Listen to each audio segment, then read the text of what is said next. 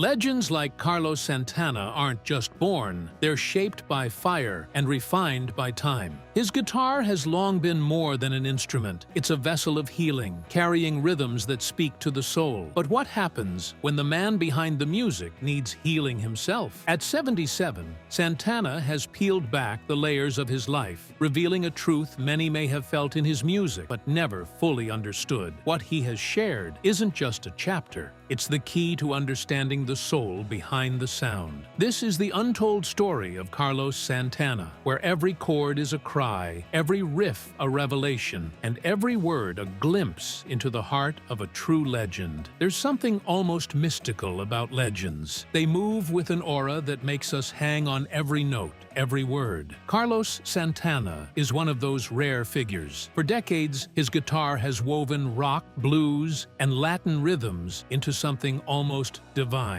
His journey begins in Autlán de Navarro, Mexico, where he was born on July 20th, 1947. Life was simple but rich with music. His father, José Santana, was a passionate mariachi violinist who lived and breathed music. Naturally, he wanted his children to follow in his footsteps. At 5, Carlos was handed a violin, but it felt more like a chore than an instrument of expression. Yet destiny has its plans. By 8, Carlos discovered the guitar, and everything changed. He didn't just listen to music, he absorbed it. Traditional mariachi tunes blended with American blues and rock icons like B.B. King and T-Bone Walker, shaping his unique sound. But life in Autlán wasn't easy. His family struggled, and his father, often busy performing, couldn't continue his son's guitar lessons. Then came a man who would change Carlos's life forever, but not in the way a mentor should. An American man befriended young Carlos, presenting himself as a trusted figure. But beneath the surface, he was a predator. The abuse happened over time, leaving Carlos confused, ashamed,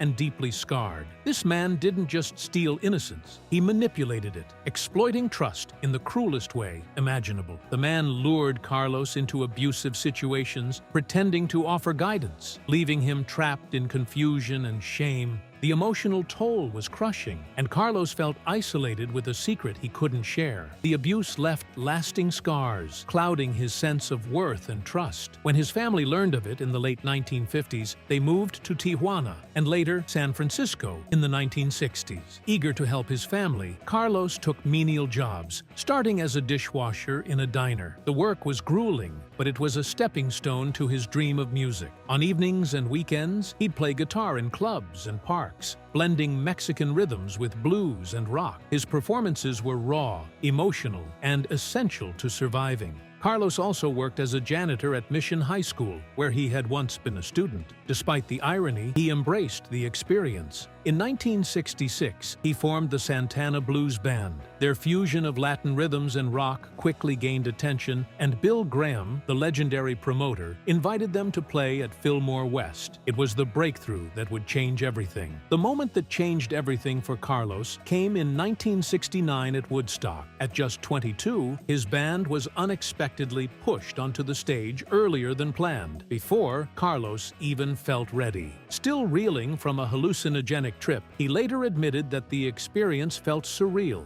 But as soon as he struck the first chord, the crowd was hooked. Their performance of Soul Sacrifice became one of the most unforgettable moments of the festival, full of raw passion and energy. Despite the chaos behind the scenes, Carlos delivered a performance that cemented his place in rock history. After Woodstock, Santana's career skyrocketed. They signed with Columbia Records, with Bill Graham's help, and their electrifying Woodstock performance propelled them to fame. Their debut album, Santana, 1969, featured the hit Evil Ways and reached number 4 on the Billboard 200, staying there for over 2 years. Their second album, Abraxas, 1970, took them even higher with iconic tracks like Black Magic Woman and Oye Como Va. It reached number 1 on the charts, cementing Santana as a household name. The following year, Santana III, 1971, continued their success with hits like No One to Depend On. During this time, guitarist Neil Schon joined the band, adding a new dynamic to their sound.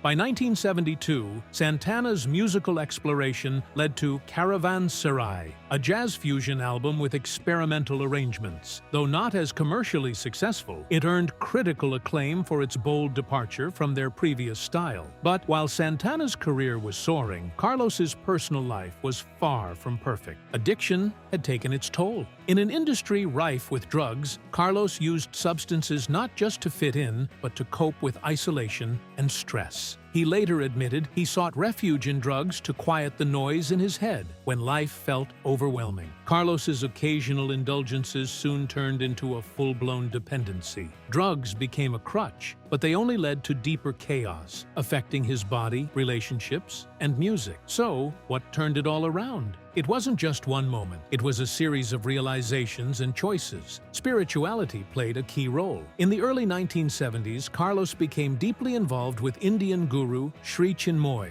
with his wife, Deborah, by his side. Deborah, the daughter of blues guitarist Saunders King, came from a musical family, creating an instant bond. They married in 1973 and had 3 children together. Deborah became his steady support through the highs and lows of fame. Carlos adopted Sri Chinmoy's teachings: meditation, self-discipline, and devotion. Deborah helped him embrace these practices, including a vegetarian lifestyle, daily meditation, and taking on the spiritual name Devada. This spiritual journey continued as he collaborated with jazz legends like John McLaughlin and Miles Davis, blending music with spiritual practices. Although he parted ways with Chinmoy in the 1980s, the spiritual foundation helped Carlos confront his addiction. He began to see drugs not as an escape, but as a barrier to the clarity he sought. Slowly, he reclaimed his life, focusing on health, relationships, and music. The 1970s were turbulent for Santana. Internal tensions led to lineup changes, and albums like Caravanserai, 1972, and Borboleta, 1974,